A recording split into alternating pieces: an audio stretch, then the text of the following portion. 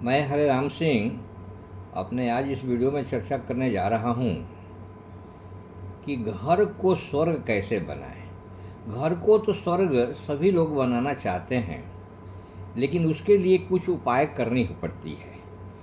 उसके लिए उपाय ये करना पड़ता है कि घर को स्वर्ग बनाने के लिए पत्नी को अपने पति में परमेश्वर का ध्यान लगाना चाहिए। पत्नी को पति को परमेश्वर का निवास देखना चाहिए, क्योंकि पुराने ज़माने में ऐसा कहा जाता था कि पति में परमेश्वर का निवास होता है। तो पत्नी को पति में परमेश्वर देखना चाहिए, लेकिन पत्नी में भी लक्ष्मी का निवास होता है। पत्नी में भी लक्ष्मी का निवास होता है। पत्नी को लक्ष्मी के रूप में ही जाना जाना चाहिए। पत्नी में लक्ष्मी का निवास होता है, विद्या का निवास होता है, शक्ति का निवास होता है। पत्नी सौंदर्य की देवी होती है। इसलिए कहा जाता है कि यत्र नार्यस्तु पूज्यन्ते रमन्ते तत्र देवता। इसलिए कहा जाता है कि जिस स्थान पर स्त्रियों की पूजा की जाती है और उनका सत्कार किया जाता है, उस स्थान पर देवता सदा निवास करते हैं और प्रसन्न रहते हैं और सकारात्मक एनर्जी का विद्यमान होता है, सकारात्मक एनर्जी आती है। घर को स्वर्ग बनाने के लिए स्त्री को कभी किसी और पुरुष के तरफ कभी भी ध्यान नहीं लाना चाहिए। ठीक उसी प्रकार पुरुष को भी किसी स्त्री के तरफ कभी भी ध्यान में नहीं लाना चाहिए। साथ में स्त्री को भी अपने पति को संतोषप्रद स्थिति में लाने का प्रयास करना चाहिए। पत्नी गृह की लक्ष्मी होती है, अतः लक्ष्मी को अपने हाथों से ही चाय पानी खाना और साथ में मन बहलाने के लिए पति का ध्यान रखना चाहिए। पति को परोसना चाहिए, पति का ध्यान लगाना चाहिए। आजकल पति के साथ स्त्रियां भी कमाने लगी हैं, अच्छी बात है, कमाती हैं, अच्छी बात है। अतः घर का खर्च आपस में समझौता कर पति पत्नी दोनों को ही घर का खर्च चलाना चाहिए। जैसे बाहर का खर्च पति को करना चाहिए, पत्नी को भी पूरा खर्च घर में देना चाहिए, घर का करना चाहिए। ये सभी आपसी समझौते की बातें होती हैं। अगर दोनों आपस में समझौता कर मैच्योर्ड वे में बिहेव करेंगे तो सब कुछ ठीक रहेगा और घर में सुख शांति सकारात्मक एनर्जी का प्रभाव बना रहेगा और स्वर्गिक आनंद घर में बना रहेगा। घर में बच्चों का पढ़ाई करना, बच्चों में अच्छा संस्कार लाना, ये सब पति पत्नी का ही काम होता है। जब ऐसा बच्चे देखेंगे अपने पति और पत्नी में, अपने माता पिता को लक्ष्मी का निवास और परमेश्वर को देखेंगे तो ये खुद बच्चे भी सीखेंगे। पति पत्नी को एक दूसरे के प्रति समर्पण की भावना रखना चाहिए। पति पत्नी को एक दूसरे के प्रति सम्मान रखना चाहिए। अगर सम्मान रखेंगे तो घर में स्वर्गिक आनंद बना ही रहेगा। पति पत्नी को एक दूसरे के प्रति दबंग की भावना कभी भी नहीं रखना चाहिए। दबंग की भावना का कभी भी विकास नहीं करना चाहिए, बल्कि सहनशील की भावना का विकास होना चाहिए। क्योंकि सहनशीलता पुरुष और स्त्री को कभी भी हार की स्थिति में नहीं जाने देता है। सहनशील पुरुष स्त्री को कभी भी हार नहीं होती है, चाहे स्त्री हो या पुरुष हो। सहनशील व्यक्ति की कभी भी हार होती ही नहीं है।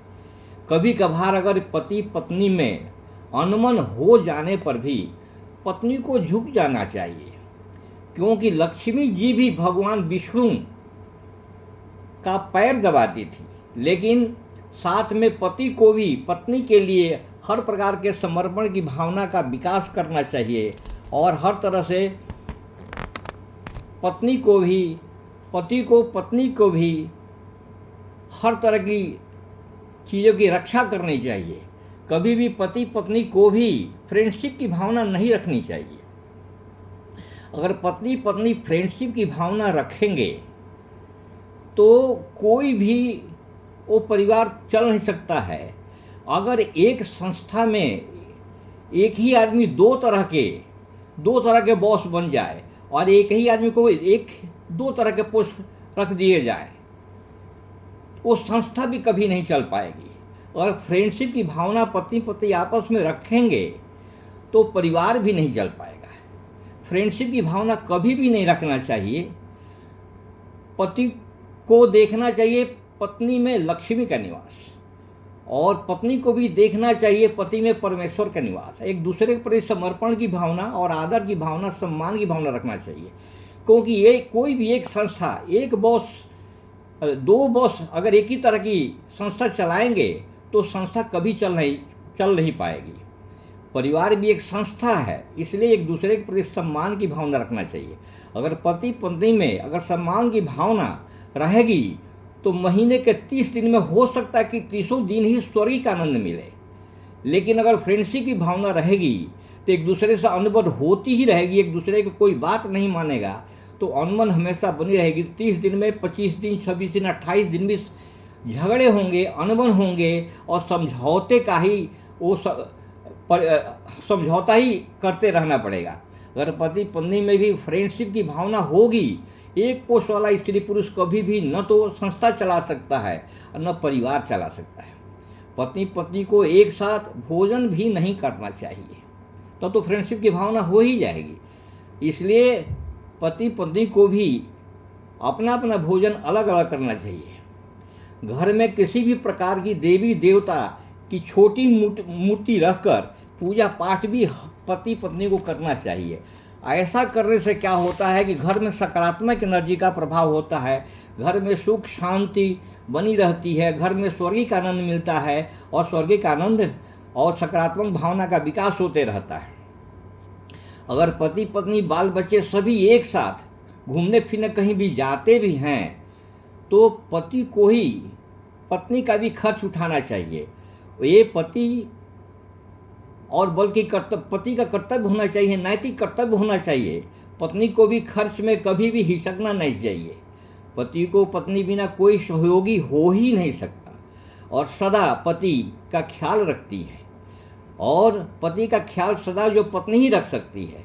और पत्नी को पति के बिना कोई भी समाज का वजूद नहीं मिलता है। कोई भी समाज ये अपना पत्नी को वजूद नहीं देता है, और उस हालत में पत्नी की रक्षा के लिए पति को जीवन में आना अति आवश्यक है। पति को पत्नी की रक्षा के लिए, सुरक्षा के लिए ये पति का रक्षा करना चाहिए। इस तरह पत्नी को हमेशा रक्षा देना चाहिए, पत्नी को हम सम्मान देना चाहिए, पति को भी पत्नी का सम्मान देना चाहिए। घर को स्वर्ग बनाने में सबसे बड़ी बाधा तो पत्नी के मायके वाले होते हैं, जो बच्चों को अच्छी सीख न दे करके, पत्नी अगर वर्किंग लेडी है तो अवश्य ही अपने मायके वाले पति पत्नी का घर जाने अनजाने में स्वर्ग बनाने ही नहीं देते। इसलिए मायके वाले को आपस में समझौता करके पति पत्नी को रहना चाहिए और घर को स्वर्गीय का आनंद बनाना चाहिए। अब मायके वाले का इंटरफियरेंस कभी नहीं चाहिए। मायके वाले से पत्नी, मायके वाले से भी शिक्षा नहीं लेनी चाहिए, बल्कि अपना घर कैसे चले उसके लिए हर आदमी को देखना चाहिए। इस तरह